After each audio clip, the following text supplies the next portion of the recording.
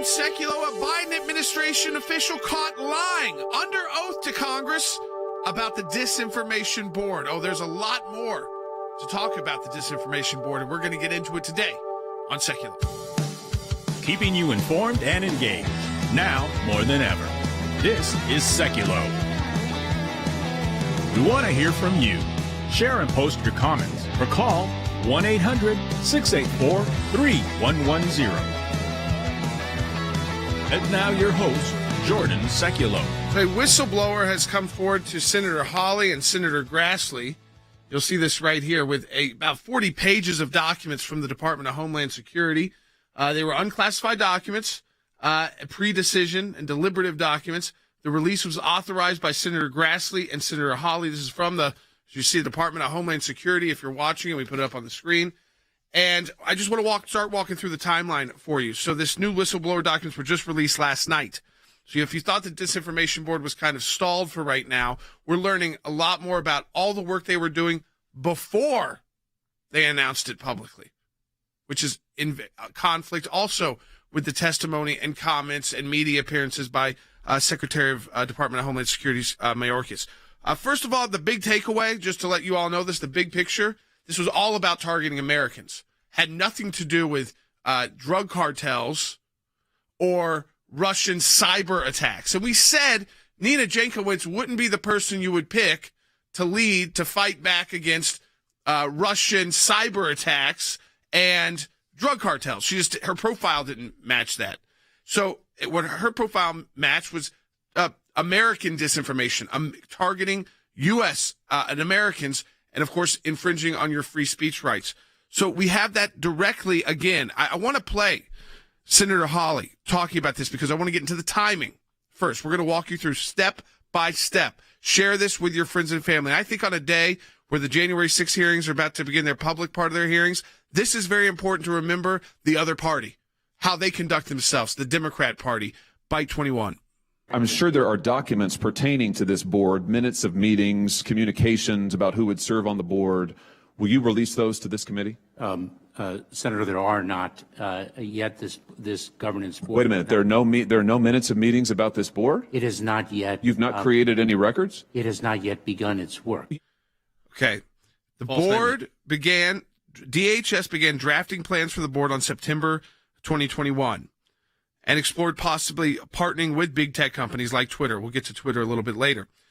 But by February of 2022, Mayorkas had signed the charter for the board. So well before this testimony. That means at that point, the board was operational. In fact, they were planning meetings for April 28th with Twitter. So the fact that he was saying there was nothing before this is already not true because we have the documents now showing it goes back, Dad, to September of 2021, the beginnings of this. Well, and we also have documents on April 28th of 2022 where there is a meeting between the Governance Oversight Board and Twitter, or at least a planned meeting for Twitter, where they said this meeting is an opportunity to discuss operationalizing public-private partnerships between DHS and Twitter, as well as inform Twitter executives about DH's work on MDMs, including the creation of the Disinformation Governance Board, its analytic exchange, and ongoing DVE. DVE stands for Domestic Violence Extremists, which, of course, they labeled as parents at school board meetings. So when they said it had nothing to do with domestic issues, that was also false. Yeah, absolutely. I mean, we're going to get into all of this with you. I'm going to take your phone calls on this as well. Again, the U.S. government attempting to go after Americans because of your views. Views like origins of COVID, which they've gone back and forth on so many times. Remember, it was considered disinformation. They wouldn't let you share that it was the Chinese that were responsible for this from the lab. Then that became the leading theory, the lab leak. Then they tried to go back on that again. So some of these things are just things you're allowed to discuss as Americans, and you're allowed to have an opinion on. The efficacy of masks, that's in here. So do you think this had nothing to do with cartels, nothing to do with, again, Russian spy attacks and attacks on our infrastructure? This was about you, the American people, conservatives, just having a voice. We want to hear from you. Give us a call, 1-800-684-3110. We've got some breaking news about what we're doing on this when we come back from the break, so share this with your friends. The Biden administration is facing fierce backlash for convening a group called the Disinformation Governance Board. How are we ever going to come to an agreement on what is disinformation so you can police it on social media? Homeland Security recently rolled out the board, giving few details on how it will function, saying it will examine disinformation about threats, but will not have operational power and will not monitor U.S. citizens. Civil liberties advocates are questioning the idea. This is something that they have already been doing, that's happening right now. The only difference is they're formalizing it, making it official, which if there's a silver lining in this, it is they're revealing exactly who they are and why they're doing it, what they're trying to accomplish. Mayorkas says fighting disinformation is vital to protecting the homeland. We become involved when disinformation poses a threat to the security of our country. Joe Biden told us recently, my disinformation board is going to focus on foreign sources of disinformation. It's not aimed at the domestic population. Well, thank heaven for Senator Josh Hawley, because he just got whistleblower documents showing that is, of course, a total lie. The memos Hawley obtained showed the board was created in part to monitor domestic speech, conspiracy theories about the validity and security of elections, and COVID vaccines. The people that the Biden administration thinks are the real threat to America, it's not the drug cartels, it's not foreign threats, it's you, it's the American people. Yeah. If you have questions about COVID, if you have questions about COVID masks, if you have questions about the COVID vaccine, this administration wanted you to be monitored. This disinformation board was set up to go after you. That's what the documents say. By the way, election integrity, same story. The documents specifically mention that they needed to be a disinformation board because some people were having questions about election integrity. Some people had questions about January 6th. Well, we couldn't have that, and this board was set up to monitor that. That was what was in their sights. And I tell you, Tucker, it just gives the lie to what they were saying in public.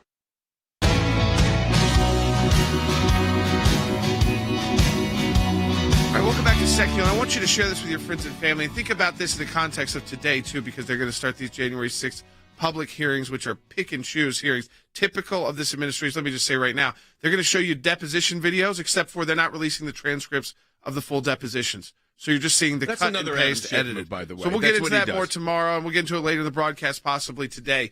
But just to put you, because this is the people we are dealing with. This is who you are fighting back against with DHS. They also just have no problem going to Congress or the media and telling just complete lies. This is on CNN. Okay, so this is Mayorkas, not under oath, but on CNN, talking about the purpose of this disinformation board. Yeah, and Dana Bash, who's a good reporter, presses him very hard on this. Listen. Will American citizens be monitored? No.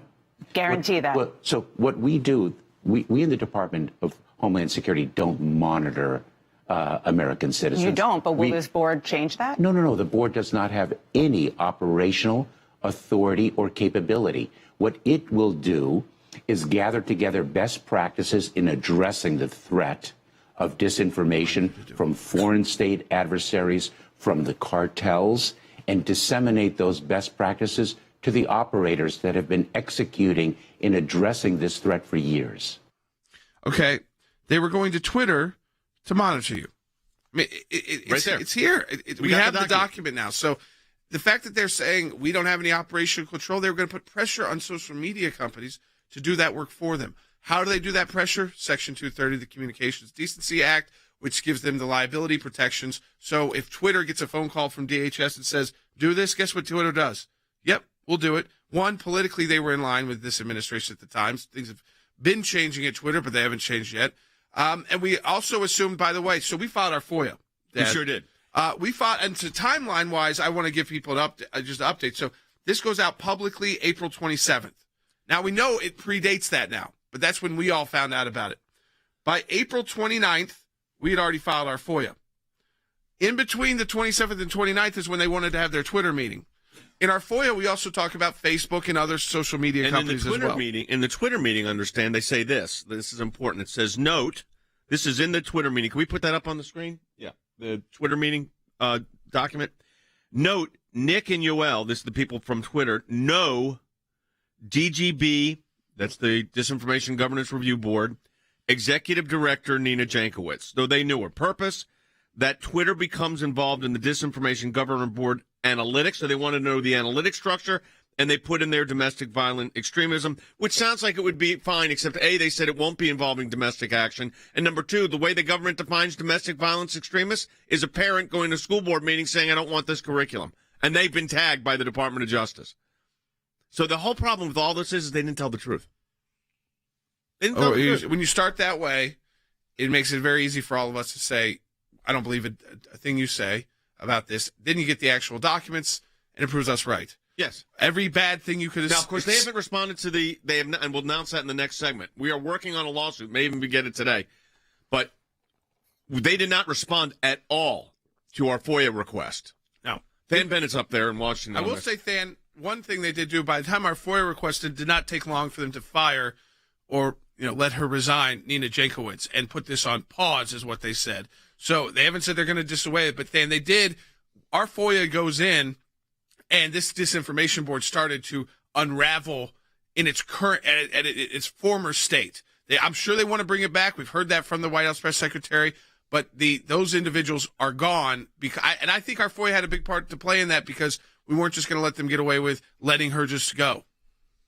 No question about it, Jordan. I actually think this is Exhibit A of why we pursue the strategy we do on our FOIA practice. Look, not all of the answers come in response to our FOIA, but we start to shed light on the issue, and we give other people that have different authorities, like, Senator Grassley and Senator Hawley, sort of a roadmap on where to look. Now, they got this information through whistleblower information, but Jordan, we're going to get more information through the lawsuit that we're going to file. I'll tell you this too. I think Secretary Mayorkas is in a world of trouble here. His May 4th testimony that says the work has not begun, Jordan. I mean, this document, you talked about it, but I've got it right here in my hands. Signed February 24th, 2022 by Secretary Mayorkas.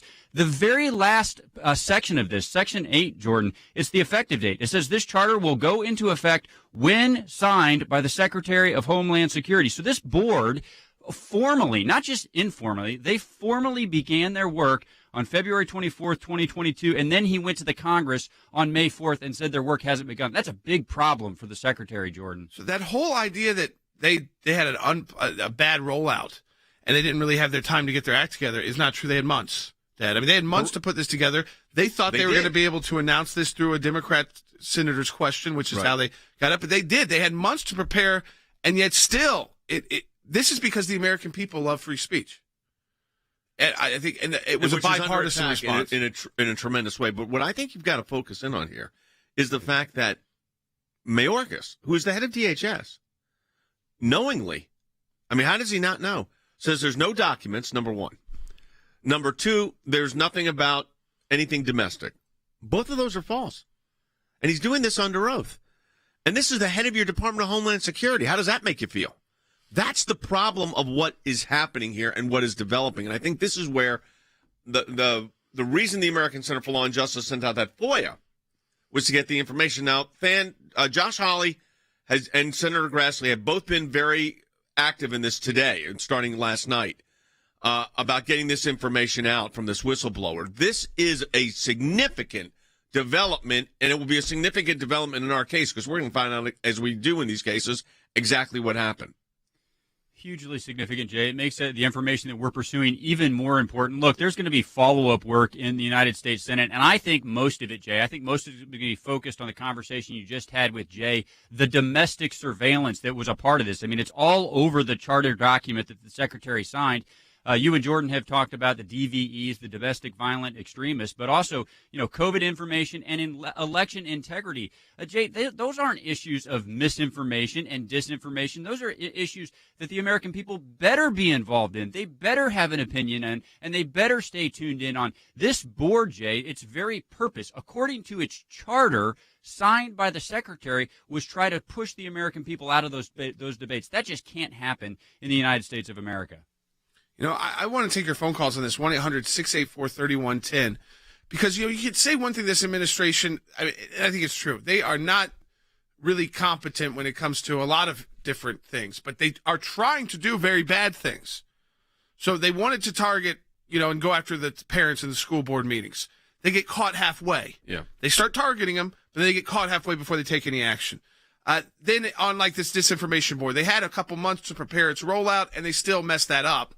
But they wanted to do something bad. They wanted Yes. to pressure social media companies to spy on Americans and to eliminate your ability to speak freely on ridiculous things like the efficacy of masks, which is something doctors have been talking about on TV. Right. Where do you need them? Where do you not? Remember, this administration is still fighting to make you put it on in an airplane, even though the airlines were saying, well, we actually have the best air. And, this is unnecessary at this point. So why is that now you couldn't share that story? Yes, you could not. That's share what they that would have story. tried to do, is make sure that at least that wasn't, they either you don't have any Well, no, reach. that would be disinformation. Or you get tagged. Yeah, you get tagged. We know what that's like. They tag you as disinformation, false story, or they don't put it up at all. In other words, they not shadow ban it, they ban it. And this is the outrage of this. And this is your American government doing this. Now, we have an announcement to make in about 4 minutes about what we're doing on this. That's going to be pretty big. So we want you to share this feed. If you're on social media, I know our phone lines are jamming up. Share this feed with your friends if you're on Rumble, which is our preferred provider on this, YouTube and Facebook. Share it with your friends right now, because we're about to tell you how we're taking this up a notch, because the American people have been lied to here. Let's call this what it is. The American people have been told a false narrative. And the false narrative is that they were the government's lead guy. The Department of Homeland Security made what it clear to be false statements, or incorrect statements, however you want to phrase it, to a congressional committee while he was under oath. And we've got the documents about meetings right here. This is just the beginning of uncovering what was going on. But remember, yesterday we talked about the whole issue of these disinformation boards in these international tribunals as well, World Health Organization. So this is serious stuff. I also want to say that they apprehended and have charged with attempted murder the individual from California that was set on assassinating Brett Kavanaugh. Evidently picked him up in front of his house. That's how serious this is when Chuck Schumer issued his own threat of disinformation. Do we have that bite? I want to play that just before we go in the break, because I don't want to forget about what happened yesterday. I want to tell you, Gorsuch, I want to tell you, Kavanaugh, you have released the whirlwind, and you will pay the price. You won't know what hit you if you go forward with these awful decisions. If you make a decision that you think's right under the Constitution as a Supreme Court justice that has an oath, you will not know what hit you. What was about to hit him was an assassin. Has there been a peep from Chuck Schumer at this point? As of our prep meeting this morning, there wasn't. Nothing. The clerk or whoever leaked this, very dangerous move. When we see something, when we hear something, when we're concerned about an issue, we don't just talk about it. We do something about it. And that goes to our Government Accountability Project. The things that are important are knowing where to look and who to look at. What we're trying to do is get information that we, the people, are entitled to. We sort of call them puzzle pieces, because we don't know which ones we're going to need in the long run. But you gather all the puzzle pieces together, and then you start to put them together to uncover the truth, really. The Freedom of Information Act, that's a statute that allows us to get information from the government. Starts with a letter from our offices in Washington to these agencies. And it says, give us this information on these topics. And generally, they don't. And then we go to court. We go through a series of lengthy negotiations back and forth about what they'll give or what they won't give. We may get tons of information that's redacted, and we have to then go back and say, you redacted too much. We can't really find out what you're giving us because it makes no sense. So it goes through a process of litigation. That is how you get information, and that office is going to be more active now more than ever. The ACLJ has been extremely active in vigorously seeking to hold these bureaucrats accountable. We have filed hundreds of FOIA requests. We have received over 20,000 pages of documents in our litigation. How was our government operating? What were they driving at? What was their agenda? What was their motive? And I will tell you, I mean, sometimes the picture that it paints is one of terrific abuse. You're finding a nugget in a gold mine. Occasionally you'll come up with something that is really a bombshell, but you have to persist in doing it, and that's what we do. That's a little bit of what we do through our Office of Government accountability, and of course, that comes under our Office of Government Affairs. So your support of the ACLJ supports all of that.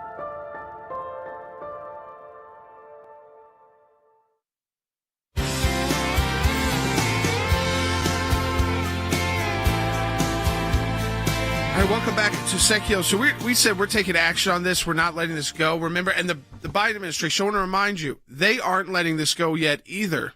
Now, this could change things significantly because of this whistleblower. But remember, even after the disastrous rollout, even after Nina Jankowicz has to resign from the federal government, and, it makes more sense now she had her official photo done and all of that they were already working and Right. they were already setting up meetings with Twitter to start the spying on Americans and to start, again, trying to intimidate Americans and really just an attack on free speech, especially utilizing Department of Homeland Security. Because take a listen, this was Byte 16, it's the White House Press Secretary Peter Doocy talking about it even after the disaster and the resignations. So if it's pausing because you think the board was mischaracterized, then the disinformation board is being shut down because of disinformation? Is that what's happening here? Look, I mean, the board was put forth for a purpose, right? To make sure that we really did address what was happening across the country when it came to disinformation. And it's okay right now, 75 days. It's just it's going to pause. There's been a mischaracterizations from outside forces, and so now what we're going to do is we're going to pause it. And we're going to do an assessment. But the work doesn't stop. We're still going to continue the work. The DHS is still going to continue the work. Okay. They're still going to do the work. We were engaged in disinformation by pointing this out, misinformation. That's what they're saying. But let me tell you what we've just done. I'll put it up on the screen for those that are watching. We have filed in the last few minutes in the United States District Court for the District of Columbia, American Center for Law and Justice versus the United States Department of Homeland Security.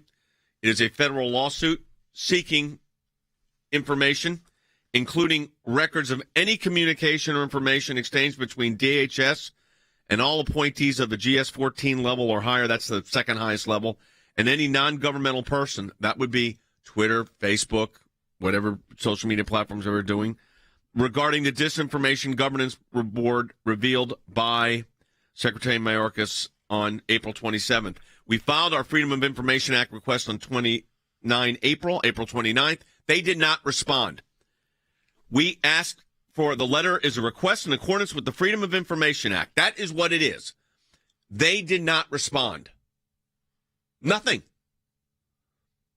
So we filed a federal lawsuit. Now, if you look at what they've done here, Cece Howell's joining us, one of our senior counsel. I've got a question for Than, too. But Cece, if you look at what they've done here, they are covering up their whole origins of this entire matter. Absolutely. And the fact that they did not respond to our FOIA request, Nothing. but then Senator Hawley and Grassley get this from a leaker, whistleblower. We know that these documents exist, but they have not turned over anything to us. So, Than, they didn't even respond. They didn't say, hey, give us 30 more days. We're looking. Nothing. They ignored it as if we're going away. Well, guess what? The American Center for Law and Justice is not going away. Well, a couple of these things are clearly responsive to what we are asking for as well. I mean, number one, the memo about the April 28th meeting with big tech executives. Jay, that's exactly what we were looking for. We wanted to know if the law enforcement agency, the Department of Homeland Security, was not just pursuing disinformation. We wanted to know if they were using big tech to accomplish that. And, Jay, clearly the answer to that is yes. Also, another document fully responsive to our now lawsuit, Jay, would be this fully executed charter that has the signature of the secretary on it. Look, they say they're just taking a pause. I believe that, Jay, because they still have this fully executed charter. They're just going to hire another executive director and try to move forward. Exactly. We're not going to let that happen. We are not. And I think Congress is not, and we'll work with Congress, the members that are not, and we are going to fight back on this. We got a lot of calls coming in. We have a call on just that, actually. Mary Ellen from Illinois on line 1. Hey, Mary Ellen, welcome to Secchio. You're on the air. Oh, thank you. And doing a good job, guys, really.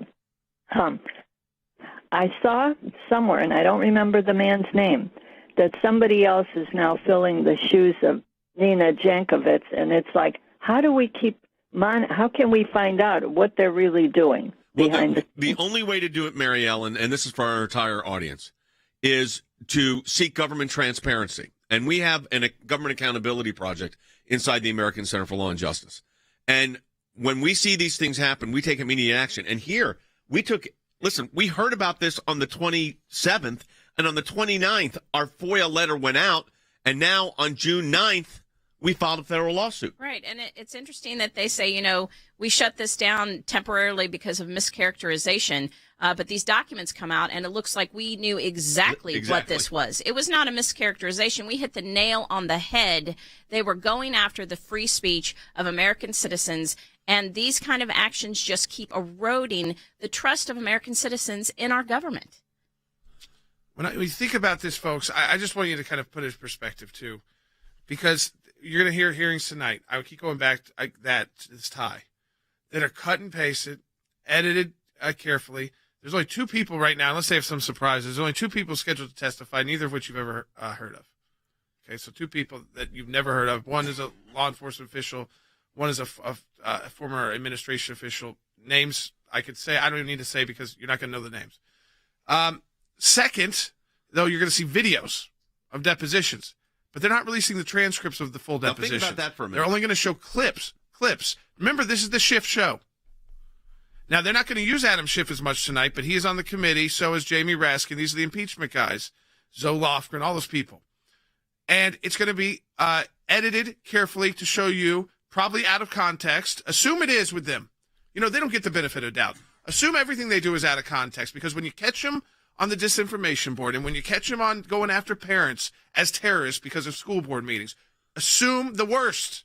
Make them have to prove that they're not the worst people and they're not liars, because they have too much of a pattern. So tonight, when you see and you go, "Oh, I can't believe that person said that," just remember, we're never going to get, or at this point, maybe later on, but that day, we're not going to get the full transcript of what they said next. Think about the fact. I mean, you can make anything look horrible. Think about the fact that this committee, we'll say this clearly, that this committee will release excerpts from video depositions they took, but will not release the entire transcript of the deposition. What are they hiding? Well, in a court, you can't do that, but here's what they're doing. They're doing this to create another narrative. That's what they're trying to do. Right, and they get to control that narrative because they only show you the parts that they want you to see. And Jordan's exactly correct. When you get to cut and paste, you can make someone say or look good or bad. Whatever narrative they want to create, they're going to be able to create it by cutting and pasting and not showing us the whole document or the whole deposition. Than, just to kind of get a sense, too, what is the sense in Washington, D.C.? I know we're going to keep taking calls on the DHS matter, so give us a call, 1-800-684-3110.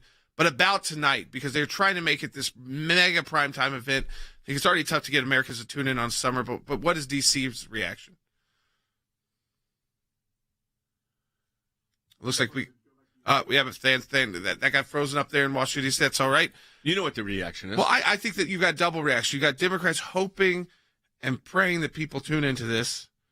I think that maybe people will at first if there's like a compelling, wild video. But boring video. Let me tell you about deposition video. Did you watch the Amber Heard and Johnny Depp? See any of that? When they went to the deposition videos, it's grainy. It happened a lot during COVID, so it's like they weren't even in person. There's a lot of cuts because lawyers step in and say, "Don't answer that." They cut it. They take breaks. It's just boring to watch, whether you're interested in this or not. And when you know you're not getting the full context, you really don't trust Adam Schiff. I would tell most of you, I wouldn't waste your time with it. We'll watch it for you. We'll talk about it. I mean, if you're really interested, and you might, you of course watch whatever you want to watch. You have the choice. But no, you're getting a highly edited, again, version of events. Always backfires on them. That will never talk about the fact that they refused security for the Capitol, they being Speaker Pelosi. Because of your support, because of the support of every member of the ACLJ, one of the practice areas that we've been able to develop is Freedom of Information Act requests, or FOIA requests. It's thousands of pages of paper, and in those thousands of pages of paper, you usually find a nugget. Government agencies acting out of control. We have exposed that in our FOIA litigation, and we do that every day that we bring these cases. It is your statutory right as an American citizen to have access to documents that reveal how the government is functioning, how your government is functioning. We took it to the IRS No one ever does that. What the IRS was doing was violating the Constitution and statutory law. They can't do what they were doing before. They've been hiding behind in the shadows. These FOIAs bring them to light. How do we know? Because our FOIA litigation got that document. Those of you that support the ACLJ, this is what it's all about at the end of the day. Think we haven't been on this, folks? We've been on it. Keeping you informed and engaged. Now more than ever. This is Seculo. And now your host, Jordan Seculo. So I want to walk, because it's a lot of information, folks, and we're providing you right now. So I don't want to overpass. I don't want you to not understand the full context of this. So we know that Mayorkas, as the title of the show was today, has totally was lying to Congress and lying to the media. I mean, it's because about the Disinformation Governance Board. Because okay, so let's go back to February, or actually, let's go back to September of 2021. That's when he signed the initial authorization to begin the board's formation. By February, he had already signed off on its charter. It was now in existence. So it started coming up with the idea in September. In February, they start putting it out. They start putting it together. In April 27th, we learn about it. On April 28th, they try to meet with Twitter, and we have the document because now there's a whistleblower provided at least 40 pages. That's what Senator Hawley and Senator Grassley have released. It's from the whistleblower at DHS, because we know there's a lot of good security officials there who think this is just absolutely wrong, targeting, going after Americans, free speech. Now, we filed our FOIA the day after they were supposed to meet with Twitter. We don't know if that meeting happened because it said TBC, to be confirmed. Might have happened, but there was a lot of outrage that day that he announced that, so probably not. A couple weeks later, Nina Jankowicz, who's announced on April 27th, puts that tweet out about how great it is she got this new job. She's resigning from government by May 18th. We filed a FOIA on the inside there already by the April 29th, so just a day and a half after hearing this, and now we filed a federal lawsuit. We know from the information that they were going after Americans. I haven't even got to this point yet. They were preparing legislation. How this was going to go through, except it was probably go through in like a one-liner to codify a, quote, listen to this one, rumor control program of the Department of Homeland Security to counter misinformation, disinformation, and malinformation. And they were going to have a public-facing website. So this was not going to be secret, known as rumor control. So first of all, you talk about Big Brother government control? Did they get this from rumor control? Rumors are protected by the First Amendment. Did George Orwell just write? Did they just pull this from some transcript? The fact from that Orwell? they're using this language tells you everything. Tells you everything about what they're trying to do. So Nazi-esque. Yeah. So Stalin-esque. Yeah. Rumor control. And once again, they think they're going to get away with it. And they would if people don't take them to task and try and find out the truth, like Senator Hawley and Grassley did, and like we do at the ACLJ, asking for FOIA, Freedom of Information Act documents.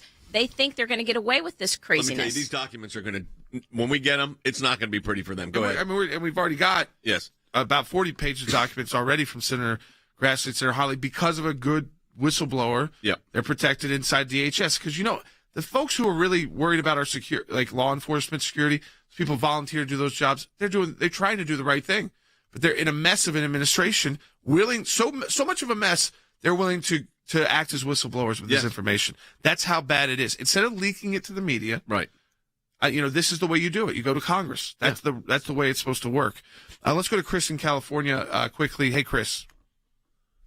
Hey, real quick, guys. I've been following you guys for the last 6 years. Great. So I've really been intentional about getting involved in politics, or at least paying attention. Yep. And all your guys' help has really gotten me wiser. My quick question is, with all that I've been watching and seeing and hearing, it seems like the government is lying to us, or at least, I know this is a big word, but it seems like it's somewhat tyrannical. Yeah. How do we a rumor control board would be tyrannical. But go ahead, finish up really quick. I just wanted to know, how do we fight this, or how do we punish them? How can we hold them accountable? So we expose the board. The board already started falling apart. You make sure they're never really able to put it back again. You file the FOIA, then you make sure the executive director, she's resigned. She's probably also fired, told to resign. She never got in her job. They probably didn't get the meeting with Twitter. And they certainly never started to instruct Twitter what to do, and then you file a lawsuit. So you keep this pressure on this administration. Listen, this administration, they're not great at carrying out anything, so you can really fight back against them. First of all, whoever came up with rumor control also should be fired, because it's just moronic as a politician.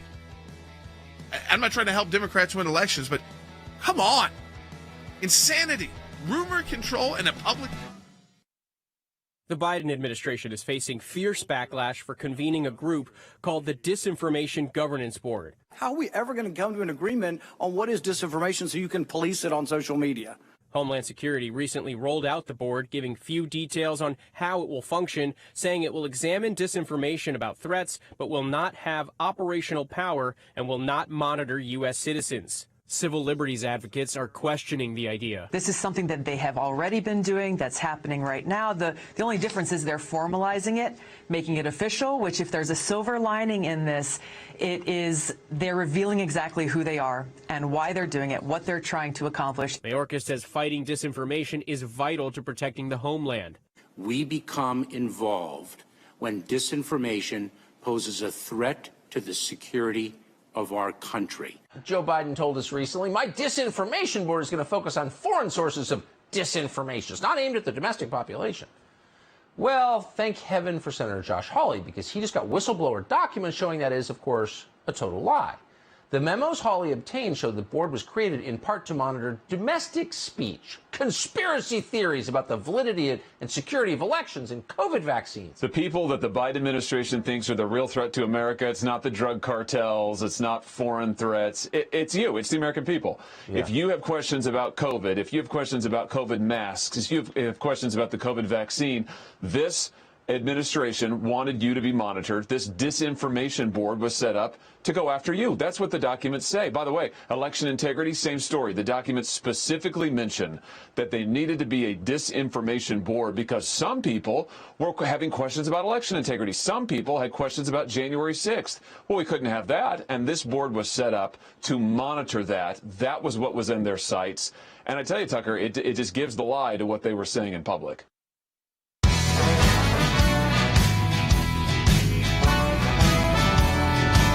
Our senior advisor for foreign policy and national security, Rick Grinnell, joining us now. And Rick, I want to go right to this. We're learning so much more about what the Biden administration was putting together with the Disinformation Governance Board. We now know that they were planning on this is back into 2021, fall of 2021. They had a whole rollout plan. They had meetings with Twitter scheduled.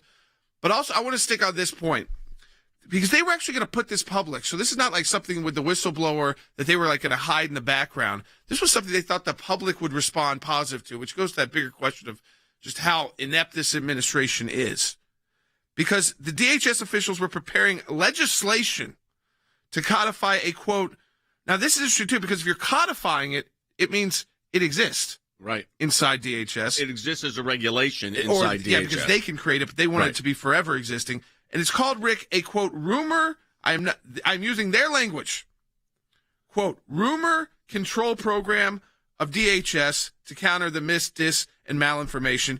And they were going to put forward, Rick, a public-facing website, to report on people, I guess, called the Rumor Control website. This is in the United States of America, Rick. Remember that disinformation is dissenting information. That's what they're trying to go after. Anybody who dissents away from what they think is the line.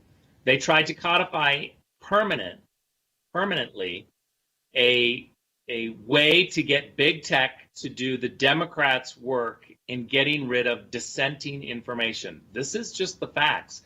We are in a very dangerous situation. Good thing they got caught. Good thing that they're peddling it back. And thanks to ACLJ and others, we're going to stay on this and get to the bottom of it and really bring forward the truth of what their plans were to codify into law big tech going after conservatives and crushing dissenting information. This is what the ruling party does in third world countries. But, Rick, you were the acting director of national intelligence, okay? The fact that Mayorkas would go to the Congress and deny that this had anything to do with domestic surveillance reminds me of the FISA warrant that was manipulated by the FBI and the Department of Justice against Carter Page. where they actually changed what the email said. So Mayorkas, he knows this is going to come out. So why in the world would they do it? Because they get away with it in Washington. They get to do anything they want. The entire media sect is literally working for the ruling party. So they get away with it is the answer, Jay. It's outrageous. But, look, Mayorkas, he's the one who's telling us that the border is closed. He's living like Baghdad Bob. He literally is saying one thing and reality is showing another. I'm going to take a call because I think it ties into all this, what we've been talking about this week, this war on conservatives, which we're going to see, even in tonight. Warren in Idaho, though, on line 4. Great question coming up. Warren, welcome to Secular. You're on the air. Hey, thanks for taking my call, guys, and I appreciate what you're doing. And I suggest everybody donate when they can. I do when I do, but good question that I had, and Rick could answer it. How does this tie in with what you were talking about with the World Health Organization and what they're trying to pull with the disinformation? And is this administration working towards that end to skirt what you're doing? Well, that's part of their proposals, too, Rick. This is the new big talking point, not just in the United States, but in the global leftist movement, is disinformation boards. So that the Biden administration proposed for the WHO to create their own disinformation panel. And we know from the documents now released, some of the disinformation, it wasn't even about, so it was all, one was about the origins of COVID and how that went back and forth. So they wanted to shut you up if you weren't walking the party line that day, which of course changed. I think we dropped Rick for a second, but it's feed. But so they would shut you up, if you said it was from the lab.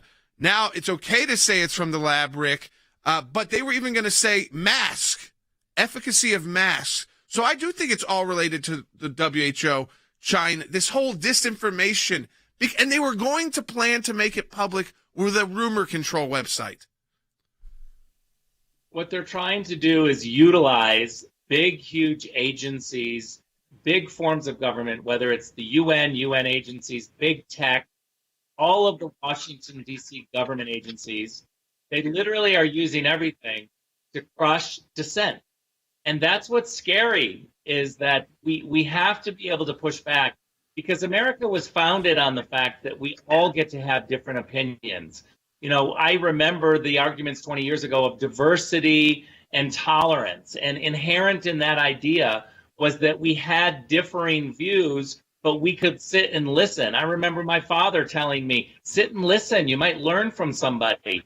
But now what we have is an entire party going after, utilizing every single tool they can to crush dissent. You must give the Democrat line. You must agree with the ruling party. This is what happens in third world countries. That's what I was going to say, Rick. We have, and you ran them and oversaw them at all the intelligence agencies. If people have information of real security, that they need to share, feel like they need to share with law enforcement, it's intelligence. There's so many places to do that in the United States. We have those agencies set up.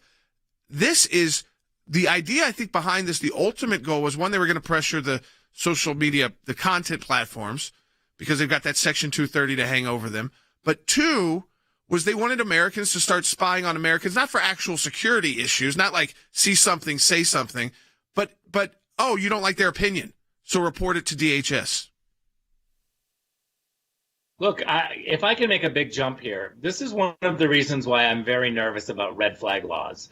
I had a Democrat activist on Twitter the last 2 days literally start saying to me, where were you on January 6th? Are you a part of this? Were you inciting violence? And the reality is I didn't even want to answer him. I was in California. This whole line of questioning is ridiculous. But I can see how they will immediately take a little piece of anything you said or did, or where were you on January 6th, and somehow you get reported to big tech or the government, and what happens next? Suddenly you're on a list to not be able to get a gun because you're mentally unstable. Suddenly your credit card is going to be declined because your bank says that you're somehow fomenting something against the government. This is a real problem. And where is the ACLU? Where are the people that defend the First Amendment? This is so ridiculous. It's scary. And I'll finish with this. first and second generation Americans that are listening to us, they are with us because they've seen fascism and totalitarianism. They are the canaries in the coal mine saying what's happening in Washington is scary. It's what happened in their countries, in third world countries. They don't like it, and they are voting Republican and conservative because they see what's happening with this groupthink crushing dissent in Washington, D.C. No, there's nothing worse than coming out. I mean, the fact that they were actually planning, and to me, they didn't even want to keep it secret. I'm glad we know about it, but the fact that they thought that a rumor control board, but it's up to us. The ACLU is not going to do it anymore. They become totally political. They choose the speech they do and don't like. I always say when we win cases in court, we might be representing someone conservative, but that's not how the court issues the ruling when it's a speech case. It's for everybody. So, I mean, I think that that's important that we're the ones fighting back here because this idea, we've seen government abuse over and over again. We've seen the IRS try to target conservatives. We've seen that going after the parents in the school board meeting with DOJ and FBI as well. This was another law enforcement agency trying to get through Congress. And I mean, this actually raises my question now. And certainly, Rick, we're going to track it down. But they wanted to codify the rumor control program. But that by saying that, to me, it means that exists inside DHS right now. There's some kind of rumor control program going on. They haven't been able to release publicly yet. And they may not because of all this attention right now. But we do know from the White House, Rick, that they ultimately want this disinformation board up and running. They haven't backed away from that. Well, thank God that we raised the issue in a loud way. And I want to say something that Warren, our previous caller, said, which is he gives and he supports ACLJ. I'm a pretty positive person, Jordan, and I don't want to leave people with a negative implication about the future of our country. We have a lot of patriots who are fighting back. And if you want to do something, you can join ACLJ. You can join our fight. You can help us keep pushing. We're not stopping. We just have limited funds and limited means to take on all of the fights that we see before us. So I would just encourage people, don't give up hope, get involved, help us, and we together will keep raising our voices when we see a problem. And look, we have a small glimmer of success in raising our voices about this particular situation, and they've backed down. Thank God we raised the issue, and we got to keep doing it. We got to have people on watch 24 hours a day, 7 days a week. I mean, that's why we filed the lawsuit today. Exactly. That's why I think Senator Hawley and Grassley released this information. Is you have to keep your foot to the pedal on this. You can't just say, "Oh, it looks like we got him to back off for now," because that's all it would be is for now. Well, this is why we immediately filed the Freedom of Information Act request, and as soon as they didn't respond, we filed a federal lawsuit. And we got on this immediately and pushed back. Thank you, Rick. Folks, that's why your support of the American Center for Law and Justice is so critical. ACLJ.org. That's ACLJ.org. Have your voice heard. Look, we're not taking this stuff. We're going to fight back and push back, and you see we are doing that. When we're going to get, and we'll get answers. Listen, there's documents coming. You can see it now. So this whole misinformation, disinformation was a way to try to silence all of us. We're not taking it. That's why we're in federal court.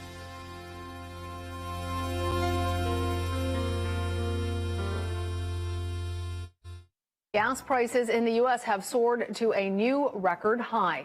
The price of gas has already topped $5 per gallon in 13 states. The national average is 60 cents higher than just a month ago and almost $2 more than this time last year. With the U.S. in overdrive and likely just days away from topping a national average of $5 a gallon, gas prices in several states are now spiking upwards of 10 cents a day.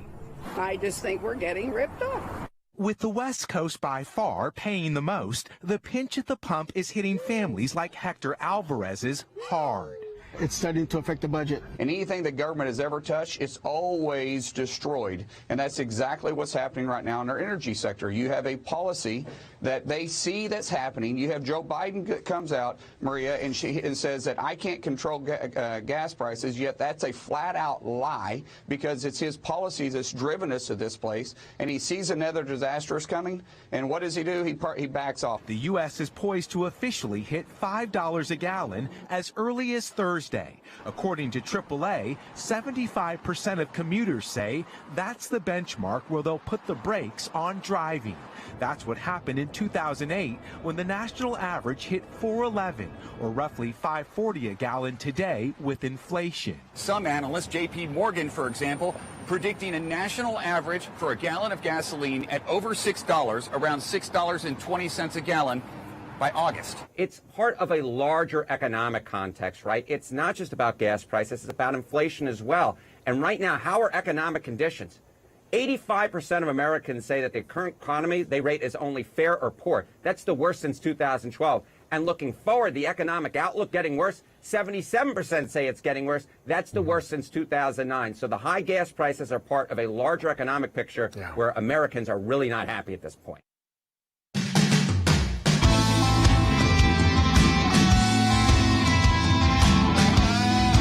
We'll take the last couple calls on that we've got up that people have been holding on to talk about the DHS. We're on this, folks. We filed the lawsuit. We're going to take your calls right now. 1-800-684-3110. Rana in California first. Or Rena, sorry about that. Thanks for holding on. You're on the air. Well, it's actually Rena. Well, there we go. So, thank you so much for everything you guys do, just really from the bottom of our hearts. So, look, we've had a coup d'etat in this country. These people, this administration has come in illegally. They're not going to stop their antics. Biden has already done several things, to call for his impeachment. Jay himself has said on the program, hey, maybe we really do need to start impeaching this guy. No, we need to Jay, let's be clear, okay? I said the impeachment would not be a viable option because, number one, you would never get it through the House of Representatives. So when you've got a situation like the impeachment's not an option here. You can't do impeachment for bad policies. So I haven't said that that's impeachable. Then that's number one. Number two, you got to have control of the House, and then you got to figure out if you can get a conviction in the Senate. Neither one of which are going to happen. But where you are right is, I think, but people feel like there's because of what they did to Trump. It's like impeachable offenses. Because if they set the bar so low, it's bad, policies you don't like are now impeachable. Yeah, but I get what she's saying there, and I get what people. I get how they're frustrated because a rumor control board makes you feel like they should be impeached. Well, yes, I mean because that's your initial reactions. Throw them out, but then you want Vice President Harris because that's what happens. So those are. But let's say something. And then President Pelosi. Yeah, let me say something clear here. Where we do agree with you, Rena, is that this rumor control board. The misinformation board, and we're just getting the beginning of the documents. Harry Hutchinson's actually just joined as the director of policy. This is an attempt to squelch free speech rights of American citizens. There's no doubt. Absolutely. So they're not hiding it. Absolutely. And it's a two-stage attempt to squelch Americans' freedom of speech. First, with respect to the DHS and the Disinformation Board, which I refer to as the Ministry of Truth. And secondarily, the Biden administration has attempted to embrace and use international organizations, particularly the World Health Organization, so that they could implement some version of a ministry of truth, and then an international body would state what is affirmatively true. That is contrary to the Anglo-American tradition, which allows for free speech, and that if you don't like what someone has said, then you have the opportunity to counter that with your own speech. And then the political process decides what is true. Increasingly, elites disbelieve in that approach. They believe they are the only individuals who are firmly equipped to decide what is true and what is false. And the American people ought to reject this outrightly, and we should push back as fiercely as possible. Take the one more call, and then I want to move to the energy situation. Frank in Connecticut on line 2. Hey, Frank. Hey, guys. Thanks for taking my call. Sure. It was just announced last week that Connecticut will pay a security analyst $150,000 a year to monitor election means for misinformation to hopefully squash any online rumors before it impacts the polls. Here's what I get to. You know what's a crime in the U.S.? Lying about if you put out a phone call and you tell people to vote on this day and that's not the right day, that's a crime. People have done those kind of stunts before, and we prosecute them. We take that seriously in the United States. You can't lie to people, try to mislead them about taking away their ability to vote. That's what we usually mean, right? When we talk about election, keeping, you don't want bad actors to do that. Okay. You don't need somebody. But this is the new person of the day. You know how, like, you see in corporate America, they put in new kind of positions that they create that you've never seen before. This is the new government thing. Yeah. It's the new leftist move. And by the way, it's global. WHO wants it. You're seeing it at your state level, Connecticut level. And that is specifically mentioned here is election integrity. They don't like the fact that we question mailing out ballots to people who didn't request them. That's, to them, dis and misinformation. Yeah. Look, we're on top of this, folks. We're going to stay on top of it. We filed a federal lawsuit today. Let's go. I want to move quickly to energy because we've got an issue here. Harry, people are paying. It's breathtaking at the gas pump. Absolutely. You've followed this industry very carefully. What's the trajectory here? Well, the trajectory is clearly up, and it's going up largely because President Biden's policy is succeeding. So Secretary of Treasury Yellen has said that President Biden has done everything he can on gasoline prices. While most Biden officials are committed to lying and dissimulation, Secretary Yellen is absolutely correct. President Biden has done everything he can to raise gasoline prices and sock it to American citizens. Who can forget that Biden canceled the Keystone Pipeline on day one of his presidency? Who can forget Biden's plaintive plea to the Middle East oil producers to produce more oil while Biden halted oil production on Alaska's North Slope? Alaska's oil slope sits on an estimated 4.3 to 11.8 billion barrels of untouched recoverable oil. President Trump opened the Alaska area, and Biden shut it down. President Biden has increased royalties, the royalty tax rate on oil by up to 50% a barrel. That's a deliberate effort to raise prices. So at the end of the day, oil prices in the United States have more than doubled since Biden took office. And this means two things. First, Americans are being slammed by energy prices and the knock-on effects that come from higher energy prices, which affect food and inflation. Secondly, President Biden remains arguably complicit in Putin's war in the Ukraine. Now the Russian ruble is reaching new heights as Putin capitalizes on Biden's missteps. Is that because of the oil prices going up, Harry? It's because of the oil prices initially, but then Putin is also capitalizing on access to fertilizer and access to food. But at the end of the day, the foundation of Putin's war in the Ukraine is petroleum and natural gas. We only got a minute left, but people want to know where it's going. Do you think that there is any way with OPEC increasing production, will we see a drop in prices in the short term or probably not? I don't think we will see a drop in oil prices in the short term. In fact, there is every possibility that oil prices may reach at least $10 per gallon in California within the next 30 to 60 days. I mean, folks, it's breathtaking. We are monitoring it. We're talking to Congress about it. The president shut down production here, and that's what you get. Bad policy. Elections have consequences. Those consequences are policies. Bad policies cost the American people money. All right, that does it for the broadcast today. This has been a lot of information, folks. We are just filed this lawsuit against the Department of Homeland Security. We're fighting back for you. Join the ACLJ. Support us. Go online, aclj.org. Folks, you can be part of this team.